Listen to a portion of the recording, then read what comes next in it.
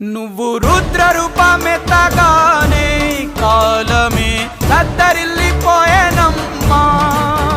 క్షుద్ర శక్తులకు నీ దాటితో గుండెలే బద్దలైపోయేనమ్మా. ఉసగొట్టే కామాందుని కసి తీరగ తొక్కవమ్మా.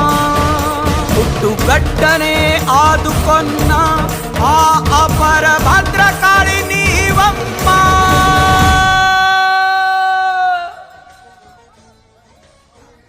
మాట నిలుపుకొంటివమ్మా జజమ్మ, మళ్ళీ జన్మ ఎత్తినావమ్మా.